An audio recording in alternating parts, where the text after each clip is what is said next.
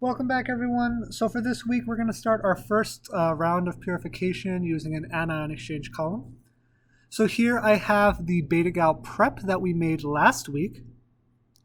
And so what I want to do is just kind of thaw it out so that I can put it in a centrifuge in about a 4-degree refrigerator would be good. So we want to keep these proteins, I guess, cold, like on ice as much as possible. That way we don't lose any proteins through degradation. So what I'm going to do is just thaw out that tube and then centrifuge it for about 10 minutes. This is so that we can collect any aggregated proteins that might have happened due to us freezing the proteins and then thawing it again. So we want to make sure that we take out any aggregated proteins out from our solution so that they don't clog up the column. So I'll see you guys right when I'm done with that. Alright, so I finished the centrifugation, and as you can see, hopefully, there is a tiny little pellet right there. So this is aggregated protein that we wanted to remove from our supernatant. So now that we've kind of centrifuged and removed that aggregated protein, I want to dilute this sample, this prep, 20-fold.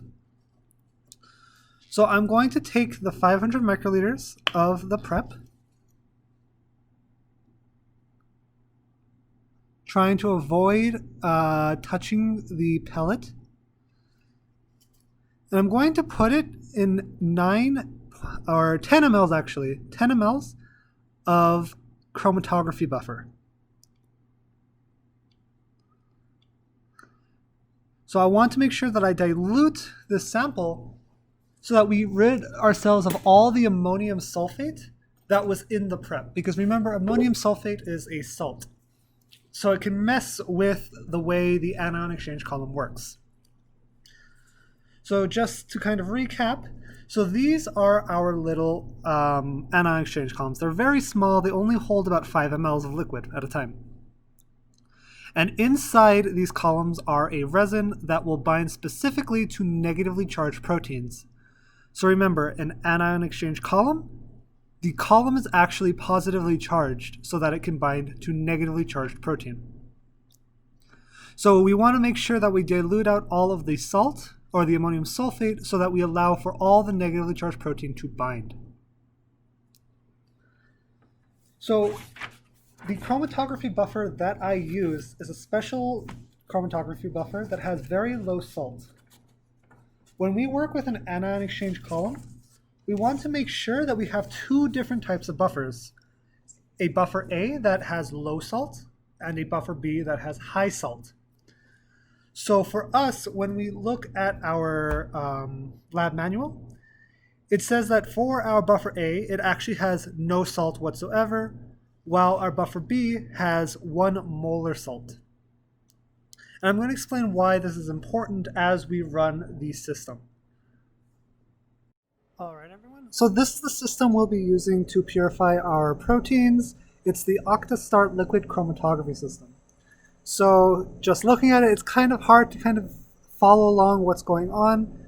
So for most of the lab, what I'm going to do is I'm just going to kind of follow along the program and describe what's happening. But all you need to know for the anion exchange is that the way that we're going to kind of put our sample in is we're going to load it via a sample line. So here we have our sample of beta-gal, and all I'm going to do is just add this line into the tube. Well, I'll hold the line into the tube. And this way, when the system starts picking up the sample, it'll go from that tube all the way into this column. Our proteins will then bind onto the column, and that's how we'll kind of be able to purify our negatively charged proteins away from the positively charged proteins. All right, so I've been trying to rack my brain to think of a way to really show what's going on in the system. But because I can't record the screen on the computer at UTEP, the best I can do is actually just take screenshots of what's going on and try to explain what is happening step by step. So for now, I'm just going to explain what is going on in the anion exchange because that's really the more complicated one in terms of like the buffer, because we have to think of the salt and conductivity. So right now I'm just going to explain everything that's happened with the anion exchange. And so starting off, I kind of just want to talk about the actual schematic of what is going on in the system. So remember when we run an anion exchange, we have two different buffers, our buffer A, our buffer B. Buffer A has low salt, so for us that's no salt. And for buffer B, that's 1 molar salt. And you can see that we have those buffers here up on the top left. When we turn on the system and we activate it, you'll see that these lines will turn green, indicating which buffer is being, I guess, sent through into the system. So we could have only buffer E, or only buffer A, only buffer B, or we can mix them together. And we mix them together in this mixer. So this is our buffer system. This is like the big bottles of buffer that we have at the top of the octa. Down here is a sample valve. This is where our beta-gal mix, or our diluted beta-gal sample is. So you'll see that whenever we have, or I guess whenever a green line is coming from here, that means the system is taking in liquid from a, I guess, a sample that we are trying to inject. And like this is usually 10 mLs or more. So really, liquid comes from either our sample or from the buffer. These are the two places that the, I guess, liquid will go into the system. So if we start, I guess, from here and we have our liquid coming in, we have a pump that'll control the flow rate of the entire system. So with an, I guess, an anion exchange, more specifically with our high trap Qs, the good thing is we can run the flow rate at about 5 mLs per minute. So this is really fast. We don't really have to worry about pressure too much. So at 5 mLs per minute, this is the fastest we can go. As the, I guess, the liquid continues on, it'll hit a pressure gauge and we'll know what kind of pressure is going on in the system. This is useful because our columns are pretty delicate. We don't want them to get damaged, so if the pressure is too high, we can actually cause them to kind of explode. So this is very useful. So once it reaches a pressure gauge, it has two kind of, I guess, locations it can go to. It can either go into waste, so this is what we do when we just want to clean the lines, or we can send it to continue to go towards the column. So after we, I guess, flip it to the top, it'll go up to this injection valve. What you need to know is that's not really important for the Q for the anion exchange, so we can just ignore that. So really just think of it as a line. So it's going to go from the pressure gauge through here and then into our column. So this is how liquid will enter the column, and once it reaches the column and comes out of the column, if there's any proteins in the column, it'll hit a UV detector so we can see if there was anything present. Finally, there is a conductivity, I guess, electrode. And this is very useful in telling us the conductivity, or I guess another way of saying it is the amount of salt in the buffer at the time. Because remember, when we're running with anion exchange, we really need to know the exact amount of salt that is going on, or the exact amount of salt that our protein elutes out of. So after it reaches the conductivity meter, it'll head over to the outlet valve where it can either go back into waste, or we can start collecting through elution. So this is really the schematic of the entire system. So now I'm going to go step by step of what actually happened with the anion exchange.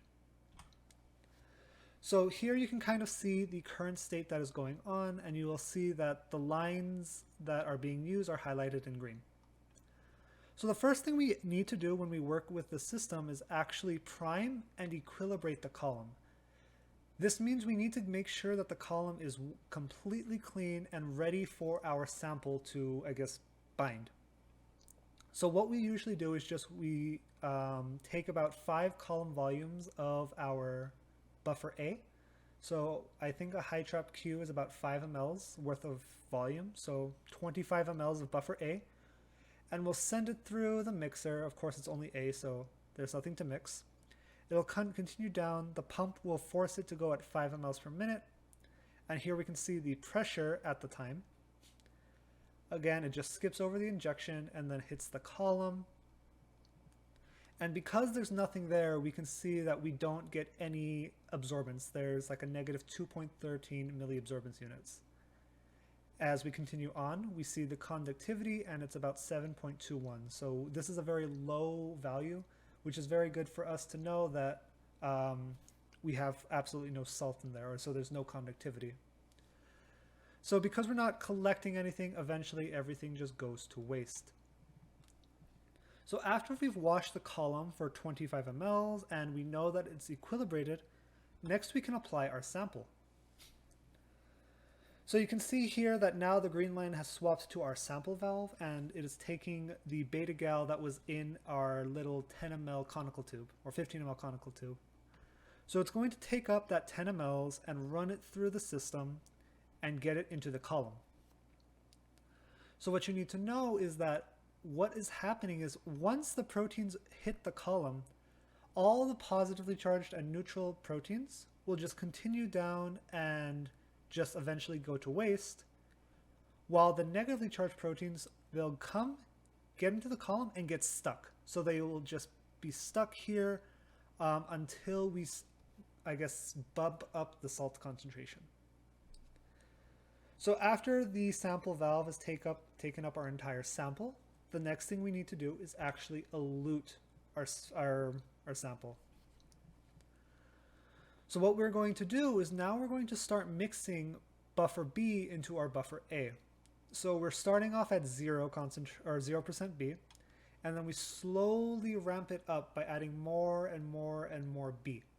So that, remember, this is the buffer that has the high concentration of salt. So as it continues on and we add more and more buffer B, proteins will start to elute, and you can kind of see that here in this blue line. So this blue line is the absorbance. This red line is the conductivity. So you can see that as the conductivity goes up, so does our absorbance, which is letting us know that proteins are coming off. And as we increase the salt concentration, eventually everything will come off the column. So here is what our, I guess, chromatogram ended up looking like. So you can see that as we ramped up the buffer B concentration, which is this purple line, our salt concentration also went up, and we eventually got about 5 peaks. So these little, I guess, numbers here tell you what tube the fraction, or like where, I guess, compared to the peak, what fraction these consist of. So once I get this information, once we have this chromatogram and we see, okay, there's a peak here, there's a peak here, here, one here, and then one here, we need to test these peaks using an SDS page gel. So that's what I'm going to set up next. I'm going to set up an SDS page, and we're going to analyze all of these peaks to see where beta gal is.